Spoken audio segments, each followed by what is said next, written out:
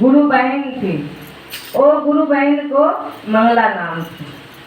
तो गुरु बहन हर रोज काम करने जाती थी। जब काम में जाती थी तो उनको रास्ते में एक मंदिर दिखाई देता था। एक मंदिर था, बहुत अच्छा मंदिर था, इतना बड़ा मंदिर था। उन मंदिर में कोई छोटा आदमी नहीं जाता था। उस मंदिर में सिर्फ बड़ा बड़ा आदमी जाता था। तो क्या करती थी, रास्ते में जाती थी ना तो देखती थी कि सब प्रसाद चढ़ाते हैं, सब फूल चढ़ाते हैं, दर्शन करने के लिए अंदर जाते हैं मंदिर में। हे महादेव, हमको कैसे बनाए जो आपको मंदिर में मैं नहीं जा सकती हूँ।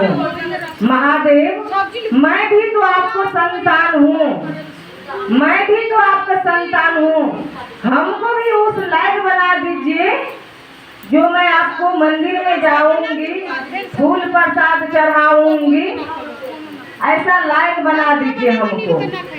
तो हर रोज ड्यूटी से 1 घंटा पहले निकलती थी और सीढ़ी पे बैठ करके वो उतना ही अर्जी लगाती थी भगवान जी से।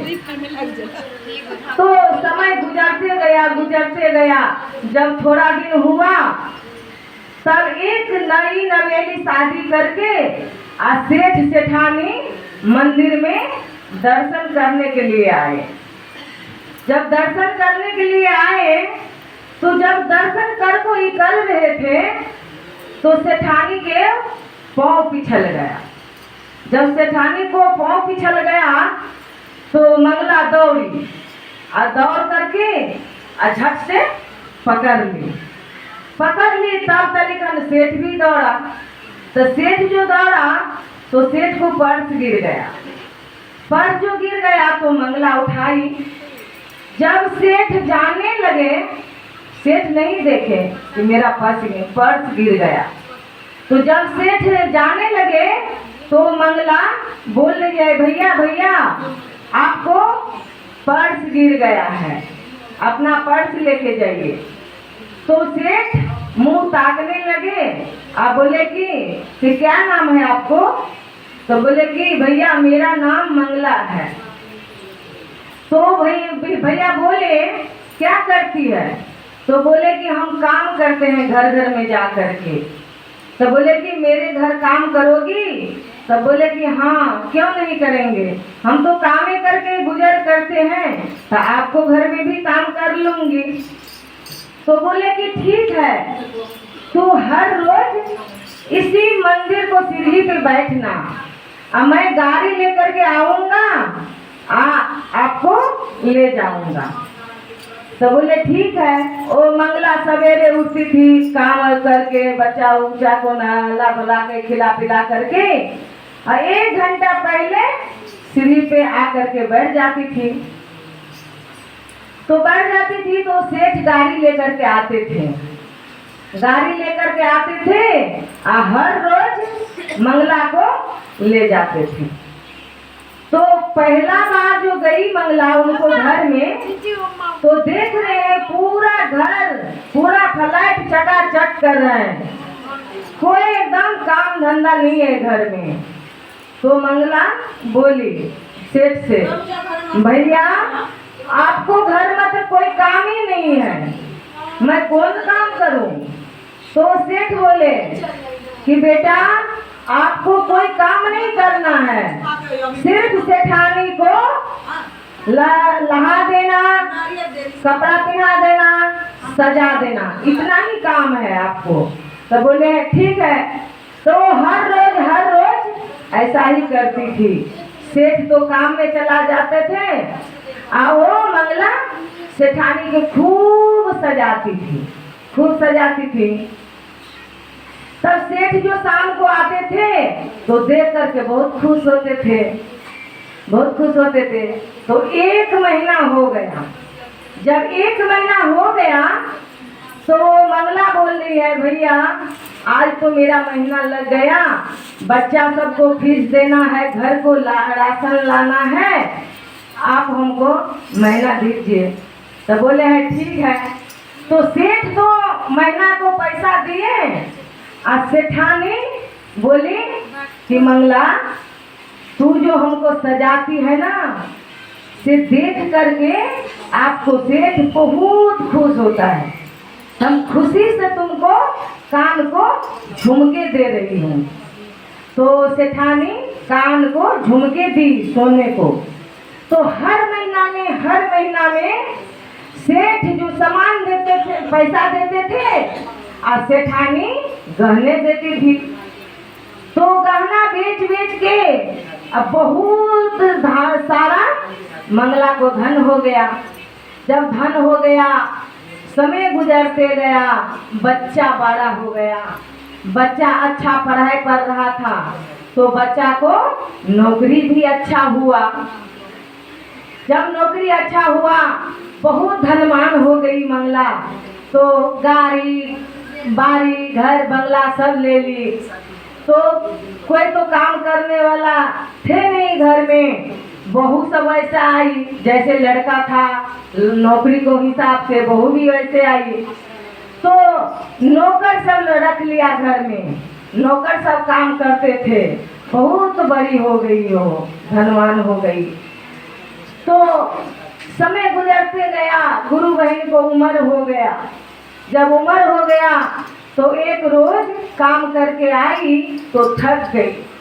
तो खाना वाना खा करके और जब सोने गई तो मन में सोच रही है कि मेरा तो कोई चीज का कमी नहीं है, अब ना मालिक के घर में काम नहीं करूंगी, मालिक को घर में काम नहीं करूंगी। आप हमको क्या चीज का कमी है? मेरे घर में तो खुद नौकर काम कर रहे हैं, और हम जाते हैं दूसरे घर में काम करने, आप काम नहीं करूंगी। फिर एक मन बोलते हैं, नहीं, उसी मालिक के घर में काम करके इतना सारा धन हुआ है हमको, और मेरा बेटा को पढ़ाई लिखाई करके इतना अच्छा नौकरी हुआ। जब तक हम जिंदा रहेंगे उस मालिक के घर में मैं काम नहीं छोड़ूंगी। एक मन ऐसा बोले और वो सो गई। सवेर में काम में जाना है, सो गई। सो करके उठी, फिर अपना जो काम था घर को कर ली और जा करके सीढ़ी पे बैठी।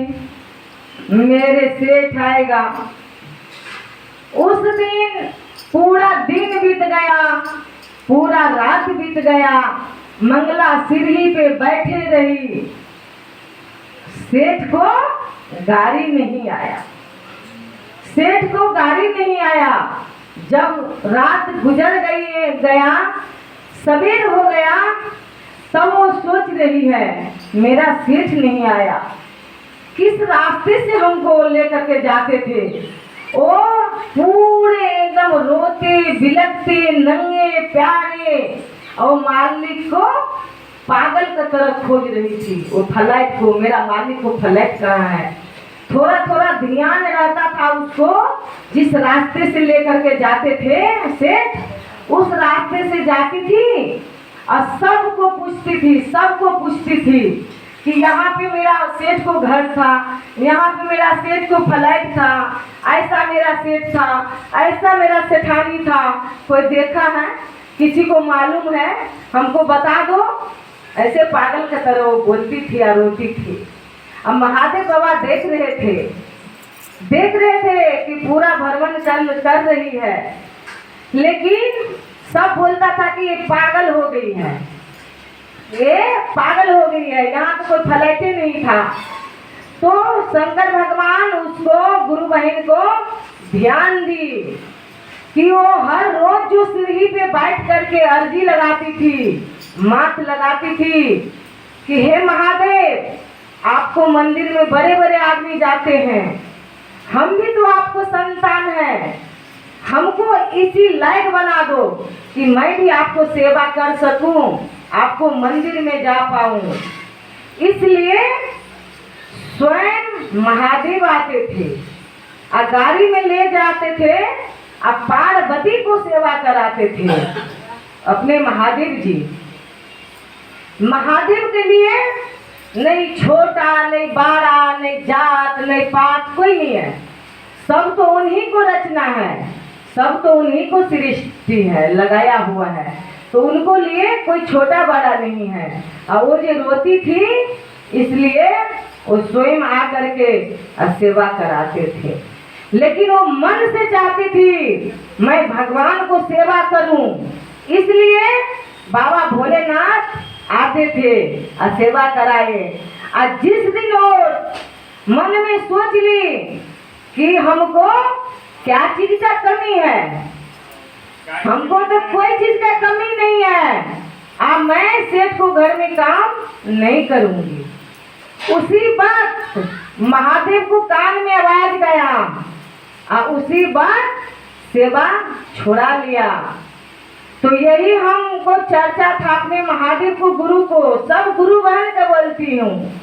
जब दिल से चाहोगी कि हमको आज महादेव का चर्चा है, हमको शिव चर्चा में आज जाना है, बेटा जल्दी आज खाना खा लेना, आज जल्दी हमको काम करना है, जल्दी से उठ करके काम कर लेंगे तो महादेव को काम कर पाएंगे, शिव चर्चा कर पाएंगे, टाइम से आ पाएंगे।